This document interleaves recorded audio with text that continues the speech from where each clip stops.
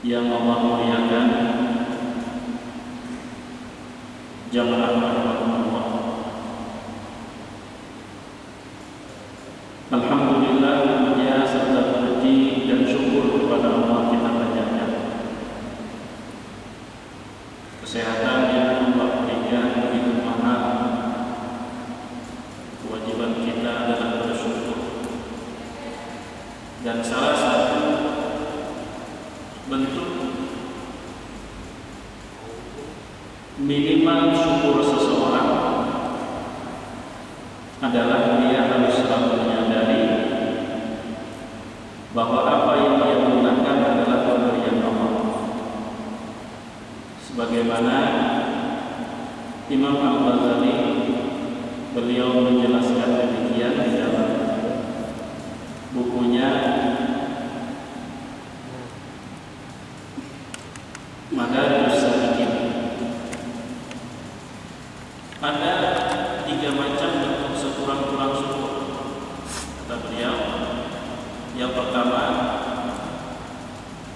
mengakui dan menyadari apa yang kita gunakan, dan saat menggunakan menyadari sepenuhnya kalau itu pemberian Allah.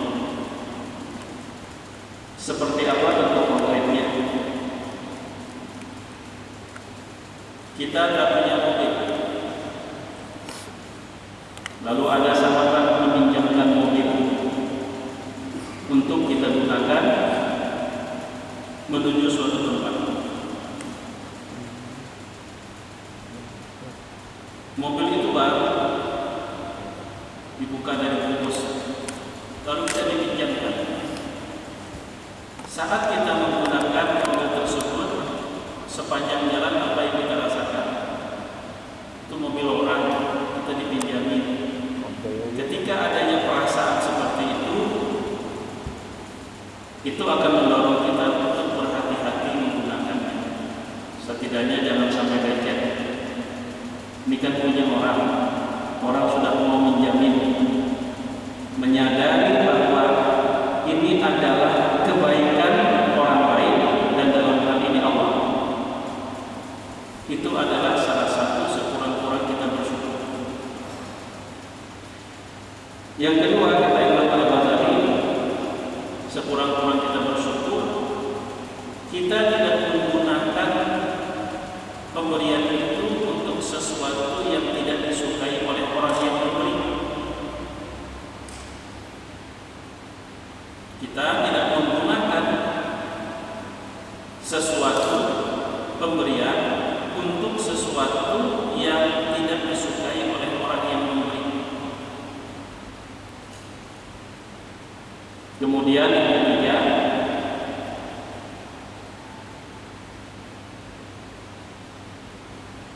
kita selalu berusaha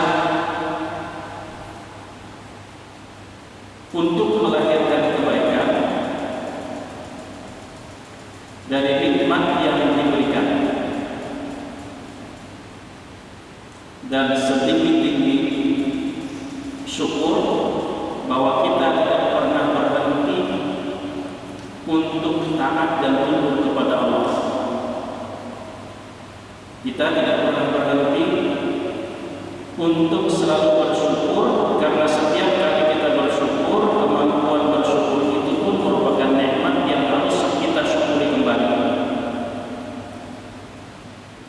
Sehingga tanda orang yang kufur terhadap nikmat Allah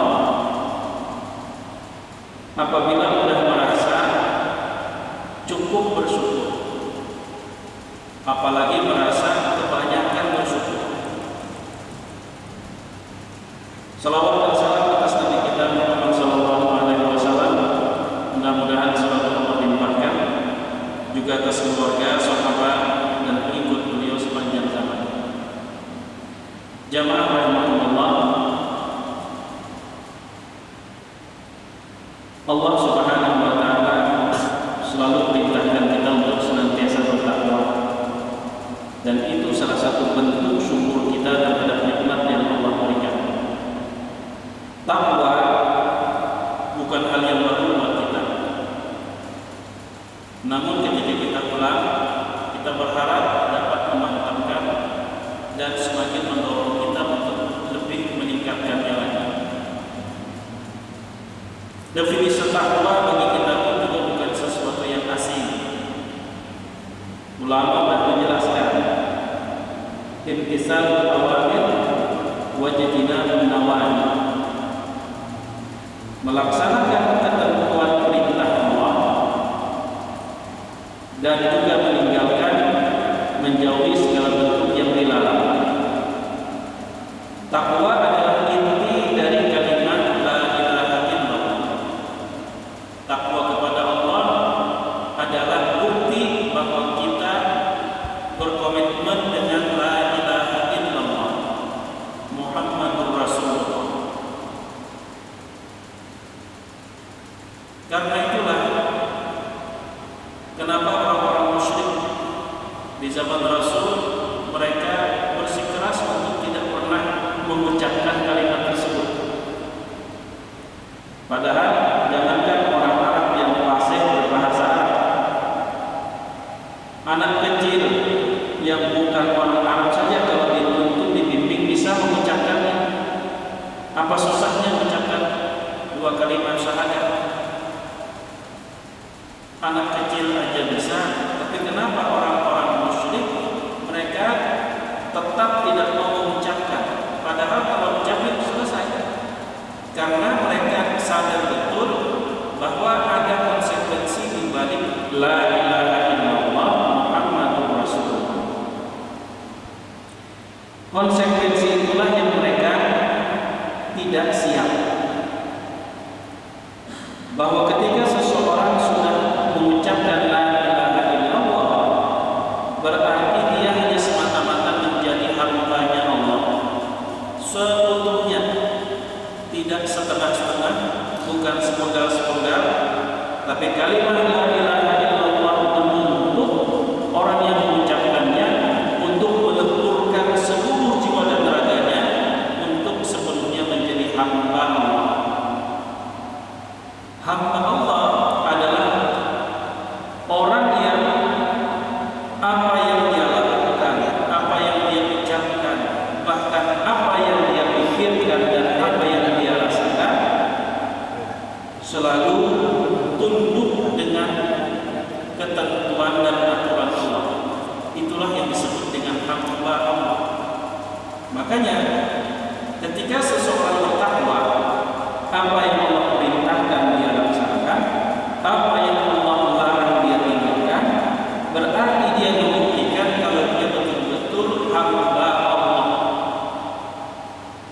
bukan hamba makhluk, bukan hamba nafsu, apalagi hamba syaitan.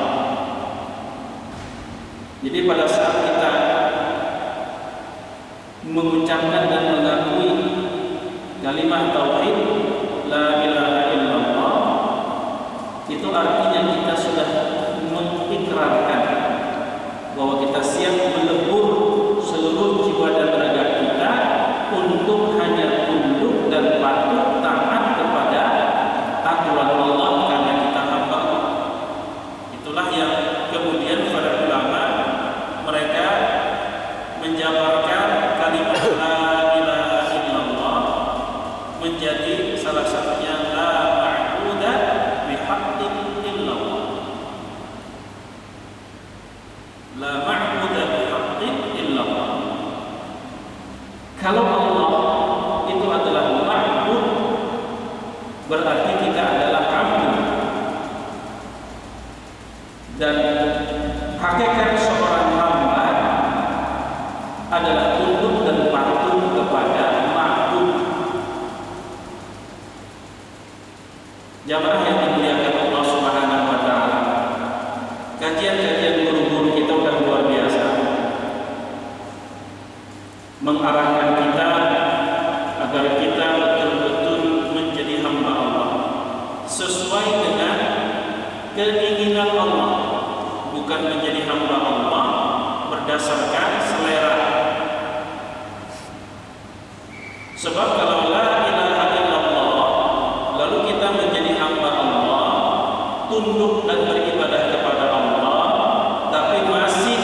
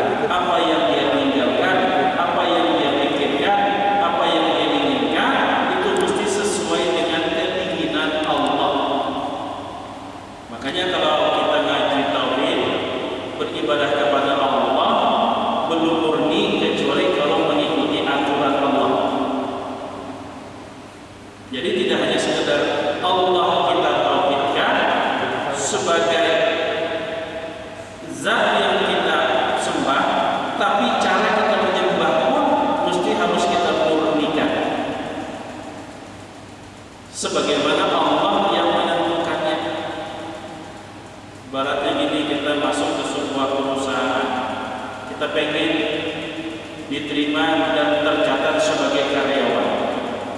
Maka pada saat kita mengajukan proposal, mengajukan formulir, kita mendaftar, diterima sebagai salah satu karyawan perusahaan tersebut, maka selebihnya bagaimana kita bekerja, di mana kita bekerja, posisi apa, jam berapa kita masuk, kemudian juga jam berapa kita pulang, bukan sekehendak hati kita, tapi kita ikut aturan yang ditetapkan di perusahaan tersebut. Begitu juga ketika kita menjadi hamba Allah, lalu kita disuruh untuk beribadah kepada Allah, maka cara beribadah pun bukan cara kita. Sebab kalau cara kita beribadah kepada Allah, apakah cara tersebut adalah inisiatif kita pribadi atau cara tersebut kita adopsi dari aturan-aturan yang bukan datang dari Allah? Kira-kira kalau kita masuk dalam sebuah perusahaan, umur kita kerja di perusahaan tersebut akan lama atau sebentar? Kita bawa lagu kita sendiri. Sehari kami sudah hari ini kami pecat. Kenapa? Karena tidak tunduk dengan aturan. Jamaah yang dimuliakan Allah Subhanahu wa taala, akan tetapi untuk memantapkan hakikat hamba hanya kepada Allah, yang kemudian tadi tertuangkan dalam istilah takwa, yang disuruh kita kerjakan, yang dilarang kita tinggalkan.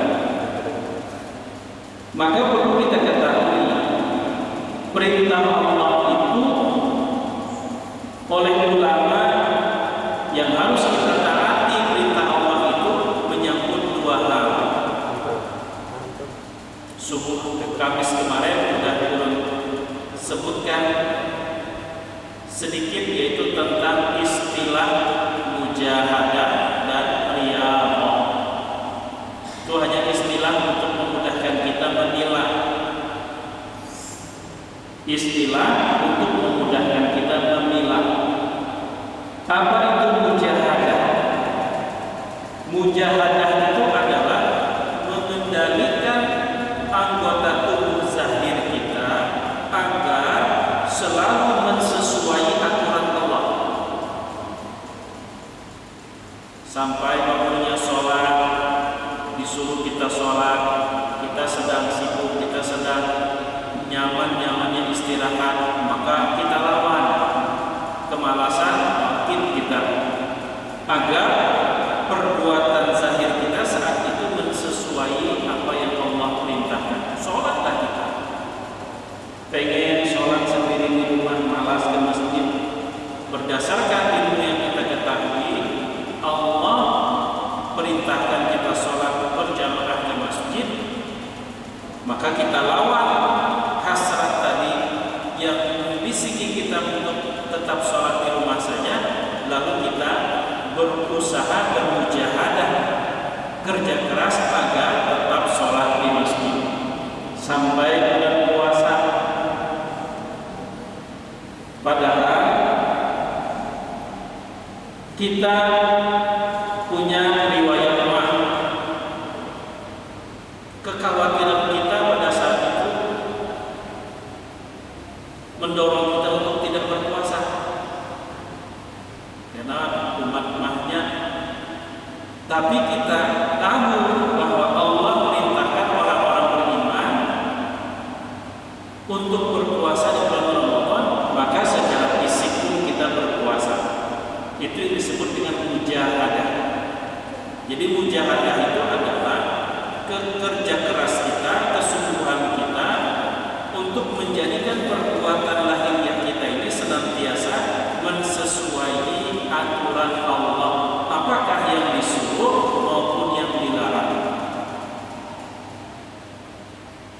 Itu disebut dengan mujahadah. Tapi perintah Allah itu ternyata tidak hanya menyangkut perbuatan kasat mata seperti sholat, seperti berdoa, seperti seperti baca Al-Quran atau seperti berdagang, berbisnis, membangun usaha yang halal dan seterusnya, tapi juga menyangkut perkara-perkara di dalam diri kita yang tidak kasat mata, yang disebut dengan berpikiran, berprasangka dan berperasaan. Maka ketika kita mengendalikan pikiran kita, mengendalikan perasaan kita agar selalu mensesuaikan keinginan Allah, maka kerja keras itu disebut dengan riyadhah. Itu istilah, dan dua-duanya mesti harus balance, seimbang. Karena tidak seharusnya kita menjadi hamba Allah hanya sebatas zahir, tapi menjadi hamba Allah sampai kepada batin. Alhamdulillah, guru-guru kita belum merasa sangat cukup untuk mencerahkan kita bagaimana menjadi hamba Allah dalam hal mujahadah. Kajian-kajian sholat sebagaimana tuntunan Rasul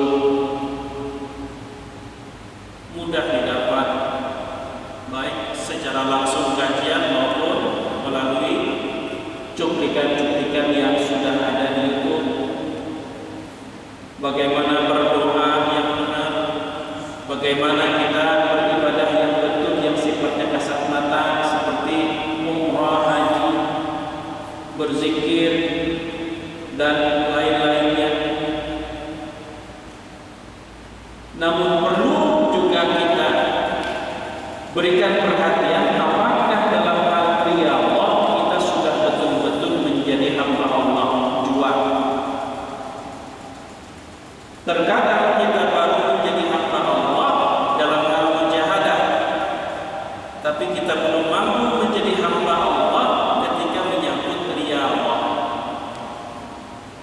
Kalau untuk mujahadah contohnya sudah jelas, disuruh sholat, disuruh berjamaah terasa berat pun kita lawan, disuruh sholat subuh ke masjid walaupun masih ngantuk tetap kita paksa.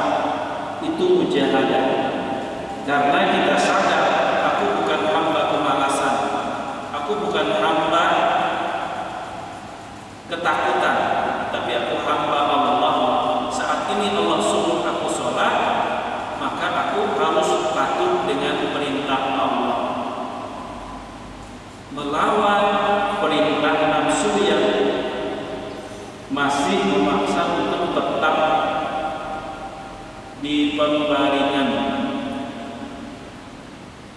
Ujar nafsu, jangan puasa, Allah perintahkan puasa, lalu kita tunduk kepada Allah karena sadar kita hamba Allah. Tapi itu dalam bentuk mujahadah, sedangkan riyadhah itu kayak apa? Di dalam Al-Quran itu banyak sekali bentuk istilah seperti wa ahsinu innallaha yuhibbul muhsinin. Allah mencintai orang-orang yang muhsin. Innallaha ma'as sabirin. Allah mencintai orang-orang yang sabar. Ya ayyuhalladzina amanu isbiru wa sabiru wa rabitu wattaqullah. Wahai orang-orang yang beriman, isbiru wa sabiru, bersabar dan tetap terus bersabar. Di dalam Al-Quran juga Allah mengatakan,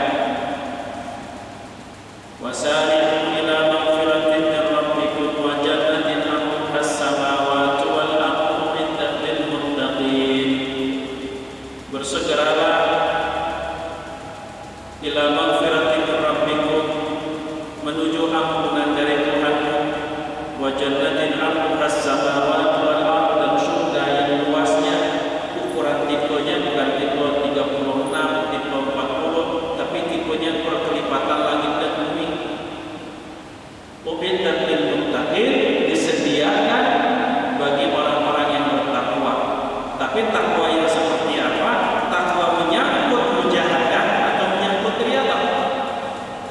simak, alladzina yunfiquna fis sarra'i wad dharra, mereka yang tetap konsisten berbagi di saat suka maupun duka. Di saat kita banyak punya harta, berbagi mungkin tidak begitu berat. Tapi pada saat kita diperintahkan berbagi ketika usaha kita sudah mulai goyang, aset kita sudah satu persatu kita jual, pada saat itu ada ketakutan miskin. Ketika kita ingin berbagi, kalau kita habis, tapi Allah pada saat itu menyuruh hati kita untuk bertawakal dan tetap berpegang dengan janji Allah. Ini kan soal mental. Maka pada saat itu kita lawan. Wal kaziminal ghaiza, dan orang yang mampu meredam amarah. Ini kan urusan dalam hati. Dibuli, diejek, dicela, dihina. Oke. Perbuatan orang tersebut memancing marah. Tapi Allah saat itu menyuruh sabar.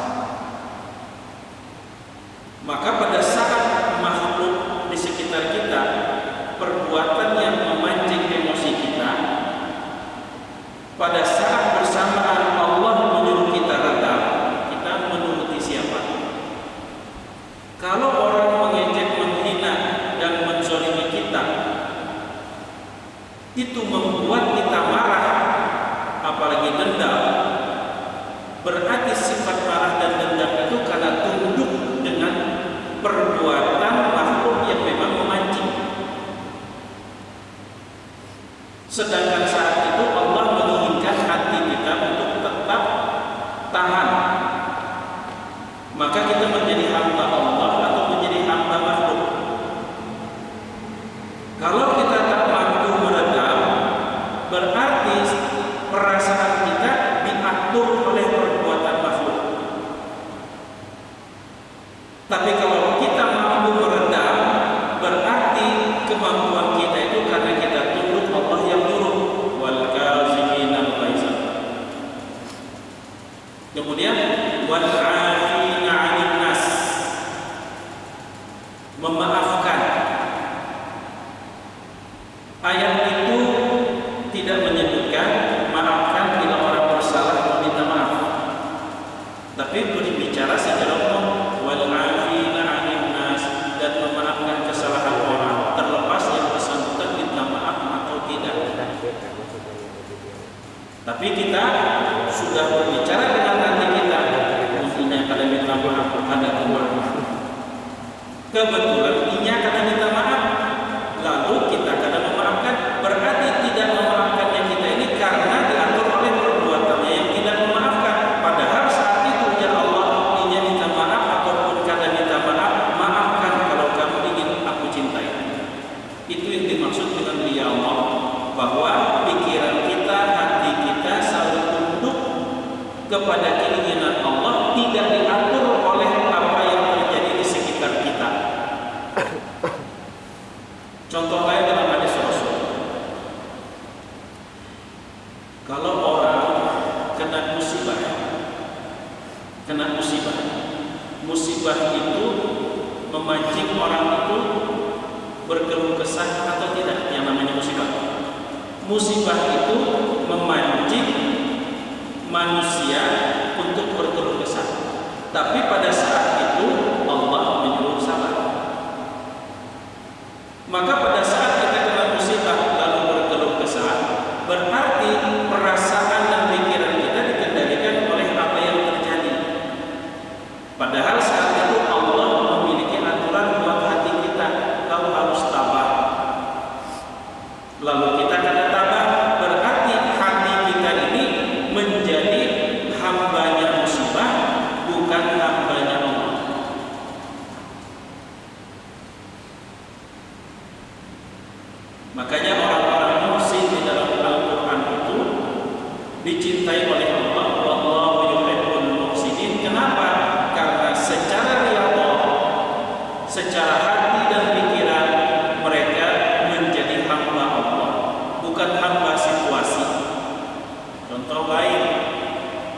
ketika kita masih di bulan Anum, dompet masih tebal, kita merasa aman. Kita banyak senyum, dibully pun kita tidak tersinggung. Kenapa? Oh, ternyata pengaruh dompet masih tebal. Tapi ketika sudah bulan Tuhan, kada kau digayai, menyarikan. Berarti perasaan diatur oleh tipis tebalnya isi dompet, bukan diatur oleh ketentuan Allah. Karena itu orang-orang yang muhsin adalah orang-orang yang hatinya menjadi hamba Allah setelah jasad zahirnya menjadi hamba Allah. Salah satu contoh, kita kadang-kadang pikiran kita, perasaan kita tidak tunduk dengan aturan Allah, tapi diatur oleh perilaku manusia. Kalau bicara tentang perbuatan zahir kita sudah sangat jelas, guru kita mengajari. Bila suruh sholat, puasa, berdoa, bahkan sholat, puasa, berdoa, berzikir, ada ketentuan dari Allah Subhanahu wa Ta'ala, maka kita ikuti, selesai. Di mujahadah kita selesai. Tapi di riyadhah kita perlu kita benahi. Kenapa? Karena hati pikiran kita sering menjadi hamba makhluk, bukan menjadi hambanya Allah. Salah satu contoh, ada sahabat kita kesulitan, lalu kita tolong. Imbah kita tolong, ternyata jangankan berterima kasih, sikap dia, sikap si kawan tadi, jangankan berterima kasih, malah air susu dibalas tumbang. Perbuatan si kawan. Bagaimana tanggapan kita? Terkadang kita berpikir menyesal membantunya. Terkadang kita berpikir, Jakarta kada aku bantu. Menyesal, jangankan berterima kasih, sekalinya air susu dibalas ubah. Perlu kita koreksi. Menyesal aku, apa yang kita sesali? Telah menolong. Yang menyuruh kita menolongnya siapa? Allah. Kalau memang Allah yang menyuruh kita menolonginya, berarti balasan kita lawannya lawan Allah. Lawan Allah. Maka ini berterima kasih kadang-kadang hati kita kadang goyang, apalagi sampai menyesali perbuatan kebaikan, menyesal menolonginya. Berarti perasaan kita dikendalikan oleh sikapnya. Sampai kita menyesali sesuatu yang baik yang disuruh oleh Allah. Berarti hati kita budak hamba perbuatannya. Perbuatannya itu memang memancing kita kecewa. Nah, tidak pandai berterima kasih. Pada saat kita kecewa, terfikir menyesal, berarti perasaan kecewaan itu adalah perpanjangan dari perbuatannya. Ada berterima kasih, padahal kita berbuat baik sebenarnya karena Allah yang menyuruh. Bila kita dari awal sudah menanamkan Allah yang menyuruh, berarti pahala dari kebaikan yang kita lakukan itu ada pada Allah. Bila memang ada pada Allah, ngapain kita memikirkan respon orang tersebut? Dinya berterima kasih gak ada, pahala kita di sisi Allah kada hilang. Soal dinya kada berterima kasih itu urusannya dengan Allah, karena Allah menolongnya melalui tangan kita. Lalu dinya kada berterima kasih, hakikat tidak bersyukur kepada Allah. Orang yang tidak bersyukur kepada Allah udah menjadi urusan Allah. Kenapa kita bukan memikirkan kelakuannya? Itu tandanya pikiran perasaan kita dikendalikan oleh perbuatan ingat. Berarti kita hamba perbuatan makhluk, karena pikiran kita dikendalikan oleh perbuatan makhluk. Seharusnya kalau kita sampai pikiran kita, umpama kita malas melihat orang dalam kesusahan, dorongan malas itulah yang kemudian membuat kita hendak menolong. Tapi namun juru kita menolongnya siapa? Allah. Itu yang disebut dengan ikhlas. Makanya riyadhah itu bab-babnya ikhlas, syukur, tawakal, ridha, husnuzan. Itu bab-bab riyadhah. Jadi tidak hanya dalam mujahadah kita berusaha menjadi hamba Allah, tapi dalam riyadhah. Bahkan kadang-kadang ini kita memberi nasihat kawan anak, memberi nasihat kawan anak, disahutinya meradam hati. Bila sudah meradam, macam-macam, sekurang-kurangnya kita kadang hendak lagi menasihati. Kenapa disahutinya? Ngalih memadahi kekanakan wahidi nyawa disahutinya. Itu Allah bahwa ampih menakur nang kada nyaman dilihat di mata doa nang kekanakan wahidi. Koler kita menakur. Kenapa kita boleh menakur? Karena kita berpikiran disahutinya nyawa enak. Nang menyuruh kita menakur itu siapa? Allah.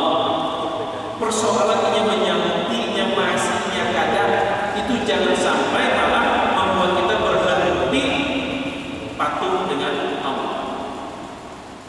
Makanya Rasul Shallallahu Alaihi Wasallam di dalam Al-Quran Allah mengatakan, lasta alaihim bimusaitir, innama anta mundir. Engkau itu hanya menyampaikan, engkau itu hanya memberi peringatan, engkau itu hanya memberikan kabar gembira. Soal kemudian itu akan membuka hati mereka, itu urusan Allah, urusan kamu. Hanya sekedar menyampaikan. Cuman kita kadang-kadang kita awalnya semangat menyampaikan, tapi karena orangnya berkurang, lalu semangat itu menurun. Berarti semangat itu dikendalikan oleh jumlah mereka, bukan karena selalu melihat perintah Allah untuk menyampaikan. Makanya soal urusan hati ini agak sedikit sulit, lebih sulit dari virus corona. Pandanya ada kelihatan, Mudah-mudahan ta'lim kajian kita ini istiqomah, banyak tak sedikitnya. Kalau umpama banyak kita lalu semangat, sedikit lalu turun semangat, berarti semangat dan turun naik semangat itu bukan datang dari kesadaran melaksanakan perintah Allah. Negara perintah Allah itu banyak, sedikit ya, semangat itu tetap harus ada. Tapi kalau semangat itu turun naik lantaran jumlah banyak sedikit, berarti semangat itu bukan datang dari kesadaran melaksanakan perintah Allah, tapi datang dari jumlah yang hadir. Berarti hati kita belum maksimal tunduk kepada instruksi dan aturan Allah serta kehendaknya. Kita udah habis-habisan berbuat baik, ternyata tidak ada yang menghargai.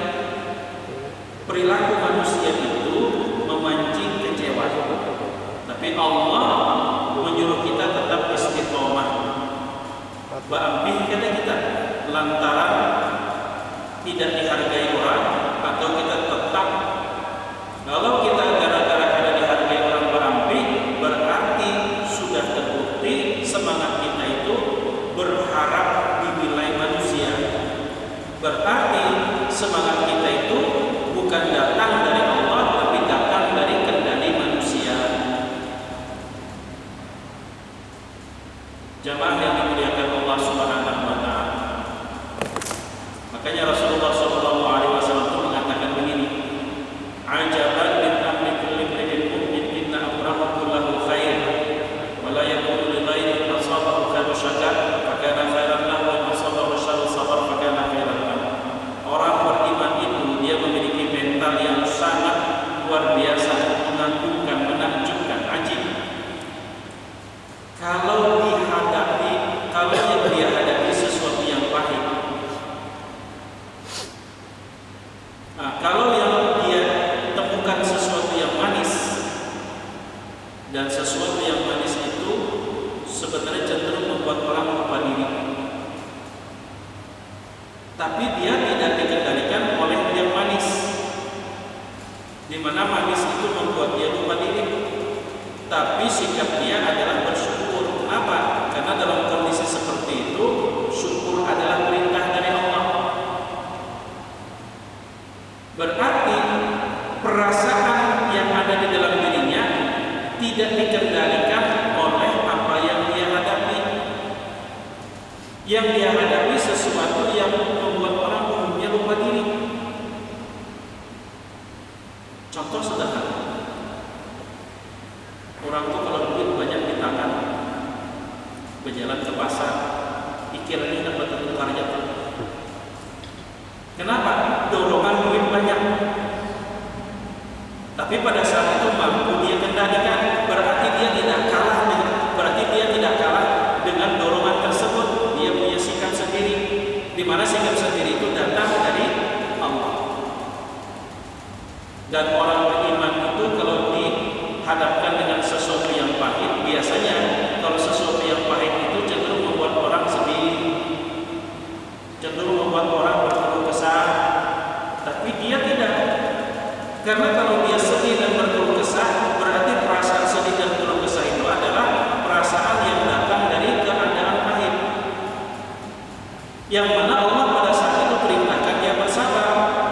Karena dia menjadi hamba Allah, secara dia berusaha untuk sabar, karena dia sadar kalau aku larut dalam kesedihan berarti aku hamba musibah. Karena memang identitas musibah itu mendorong orang sedih, mendorong orang dalam keluh kesah. Lalu berkeluh kesah berarti mengambilkan kehendak musibah, sementara saat itu kehendak Allah bersabar. Maka orang yang betul-betul menjadi hamba Allah, dia bersabar. Makanya dulu ada yang nanya, boleh nggak kita membalas kejahatan dengan kejahatan? Yang pertama, orang berbuat jahat ke kita, semacam membuli, mencela, menghina, kan punya keinginan. Keinginannya apa? Agar kita marah, agar kita sakit hati. Keinginannya. Lalu kita marah, lalu kita sakit hati, berarti kita mengabulkan keinginannya. Tapi pada saat dia menginginkan kita marah, kita tidak marah, berarti kita tidak mematuhi keinginan dia. Terus kita tidak marah itu mematuhi keinginan siapa? Allah yang menyuruh. Itu yang pertama. Yang kedua, kalau orang menyakiti kita, sudah jelas tujuannya agar kita sakit hati dan marah, lalu kita menjadi marah, berarti yang menang siapa? Yang menang dia. Kenapa? Hajatnya kabur. Yang kalah kita. Kenapa? Kita tunduk dan mengabulkan keinginannya. Tapi kalau kita tidak marah, maka kita yang menang. Kenapa? Keinginannya tidak terpenuhi. Maka namanya kurinya kita kata, apalagi lah ini itu tetap kurangnya ada tersinggung. Itulah hamba Allah secara dia. Nah, maka oleh karena itulah Imam Al-Ghazali beliau menyiapkan pembahasan-bahasan di mana kita bisa menata hati kita agar sebagaimana perilaku lahiriah kita ini tunduk dengan keinginan Allah, maka hati dan pikiran kita pun juga tunduk dengan keinginan Allah. Melihat sesuatu yang salah, apa keinginan Allah saat itu dan apa keinginan nafsu saat itu.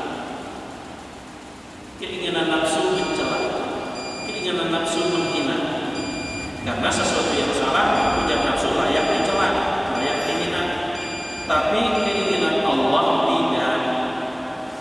Keinginan Allah bimbing, jangan dicela. Maka dari itu jamaah yang dimuliakan Allah Subhanahu wa taala, ulun-ulun dari awal kalau bisa sudah sampai bahwa salah satu penyebab orang-orang musyrik di zaman Rasul itu bersikeras untuk tidak mau mengucapkan dua kalimat syahadat, bukan karena mereka tidak mampu, mereka mampu dengan pasif mengucapkannya, tapi membuat mereka tidak mau mengucapkan, mereka sadar betul bahwa di balik la ilaha illallah, di balik Muhammadur Rasulullah itu ada tanggung jawab yang sangat besar, sehingga ketika itu diucapkan berarti siap berkomitmen, di mana tanggung jawab tersebut adalah sepenuhnya menjadi hamba Allah, la ilaha illallah, sepenuhnya menjadi hamba Allah, Muhammadur Rasulullah, sepenuh hati mengakui Rasul itu, Muhammad itu adalah utusan Allah. Bagaimana kita menjadi hamba Allah yang seutuhnya? Tertuangkan dalam bentuk takwa, mengikuti aturan dan ketentuan. Namanya juga hamba Allah. Allah punya aturan. Maka apa yang Allah suruh kita kerjakan, apa yang Allah larang kita tinggalkan. Ternyata yang Allah suruh itu ada yang menyangkut perilaku lahiriah kita, ada yang menyangkut perasaan dan pikiran. Maka ulama membagi. Kalau menyangkut perilaku lahiriah kita, apa yang harus kita kerjakan, apa yang harus kita tinggalkan, maka kerja keras kita untuk mensesuaikan keinginan Allah menyangkut perbuatan lahiriah kita, baik bentuknya yang disuruh maupun yang dilarang, itu disebut dengan mujahadah. Sementara kalau menyangkut bagian pikiran, perasaan, istilah Ustaz Abdullah bin Siarkan manajemen memanage hati. Dalam hal memanage, mengatur hati dan pikiran, apakah hati dan pikiran kita ini bersesuaian dengan kehendak Allah atau bersesuaian dengan perkara yang terjadi? Maka manakala kita berpikir, berperasaan, menata hati ini selalu dikendalikan oleh apa yang terjadi, berarti pikiran dan hati kita menjadi hamba apa yang terjadi. Tapi kalau hati dan pikiran kita tidak terpengaruh dengan apa yang terjadi, tapi tetap tunduk harus seperti apa yang Allah inginkan, berarti secara hati dan pikiran kita pun juga sudah mampu menjadi hamba.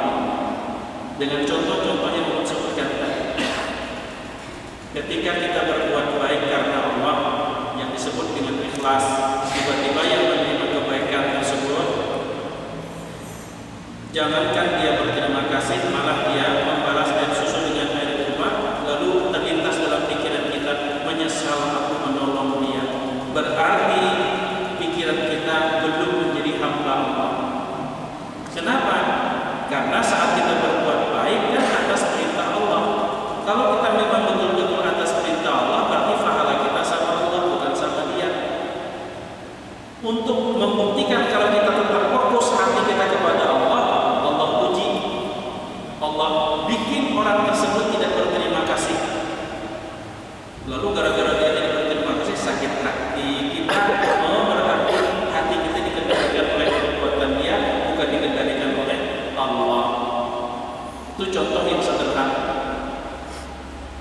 Jadi bila menyangkut kerja keras kita untuk menata hati dan pikiran agar selalu mensesuaikan keinginan Allah, sabar, syukur, ikhlas, memaafkan, itu disebut dengan riyadhah.